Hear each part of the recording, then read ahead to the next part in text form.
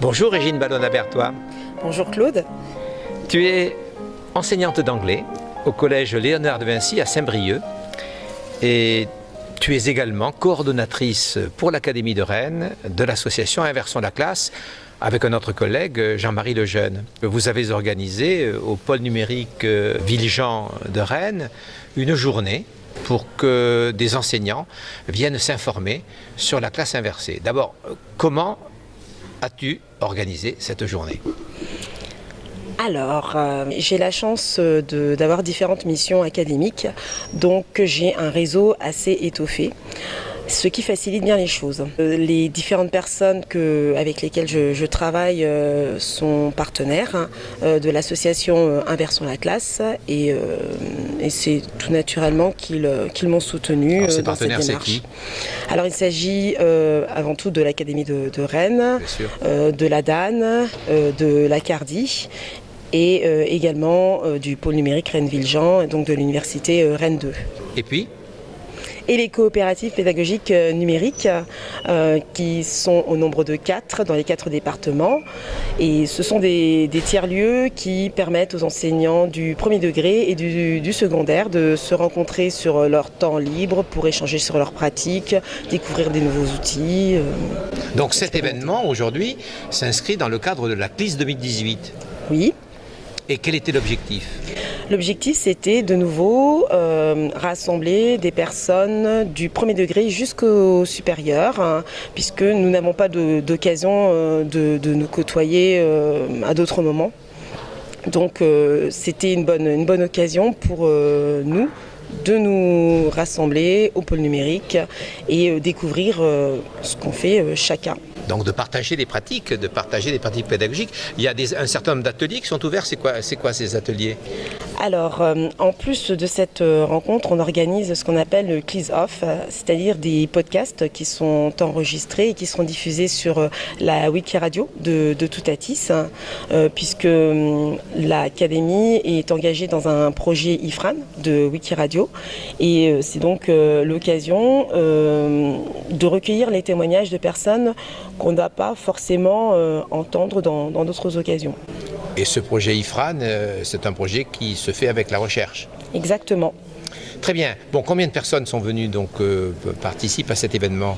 Alors pour la matinée, j'ai compté 174 personnes et pour l'après-midi, je pense qu'il y a plus de 300 personnes, étant donné que pour la conférence de l'après-midi, on est déjà à 140 personnes, ce qui est le maximum. Et en moyenne, il y a entre 30 ou 40 personnes par atelier. Et comme il y en a 5, donc ça fait quand même un nombre assez important de personnes. Bon, tu pratiques la classe inversée ? Oui.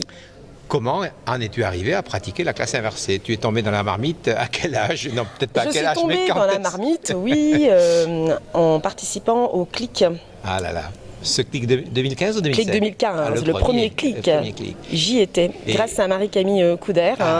Et c'est bien là l'avantage des discussions qu'on peut avoir sur Twitter. Il se trouve que je suivais Marie-Camille et elle avait un échange de tweets avec d'autres collègues de sciences physiques à ce sujet. Et je me suis incrustée dans leur conversation et elle m'a dit t'as qu'à venir voir, il y aura d'autres praticiens de la classe inversée dans ta discipline et tu pourras ainsi mieux comprendre ce que c'est que la classe inversée en langue. Et c'est comme ça que j'ai rencontré Sébastien Franck, qui est professeur d'anglais dans l'Académie de Lille et qui lui faisait un retour d'expérience de son projet Flanders Lane. J'ai rejoint. Et quand tu es sorti de ce CLIC 2015, tu es parti, tu es revenu en Bretagne, donc je suppose. Voilà. Et tu es revenu avec quelles idées ? Dans l'idée de pouvoir mettre en œuvre ce que j'avais pu voir pendant cette journée. Et tu as continué en 2016 ? Exactement. Donc j'ai créé ma ville virtuelle en partenariat avec Sébastien. Donc c'était la Note District. Pourquoi la Note District ? Parce que mon collège s'appelle Léonard de Vinci. C'était apporter ma petite touche personnelle, voilà. Très bien. Et donc l'association Inversons la classe en Bretagne, c'est de nombreux enseignants qui pratiquent. Est-ce que vous vous retrouvez ? Comment ça se passe ? Il n'y a que la CLIS qui est l'occasion de se revoir ? Comment ça se passe ? C'est l'occasion justement de rassembler ces personnes qui sont soit curieuses d'en savoir plus, ou alors des personnes qui expérimentent déjà la classe inversée et qui souhaitent montrer à un maximum de personnes ce qu'ils font. dans leurs cours. Très bien. Et là, si j'ai bien compris, dans l'amphithéâtre, il y avait une bonne moitié de collègues qui étaient en fait des collègues peut-être curieux, nouveaux. C'est cela à peu près le chiffre? Oui. Par rapport à l'an dernier, je trouve qu'il y a beaucoup de nouvelles personnes, donc ce qui est bon signe, ça veut dire qu'il y a d'autres personnes qui s'y intéressent et qui souhaitent se lancer. Et c'est justement l'occasion pour ces personnes de venir découvrir ce que font les collègues. Bon, tu as animé une table ronde de façon très originale. Comment tu as vécu ce moment?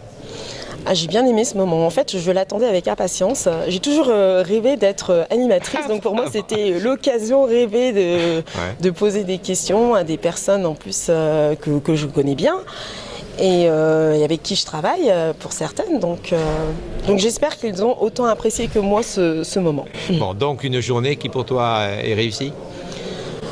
La journée n'est pas terminée.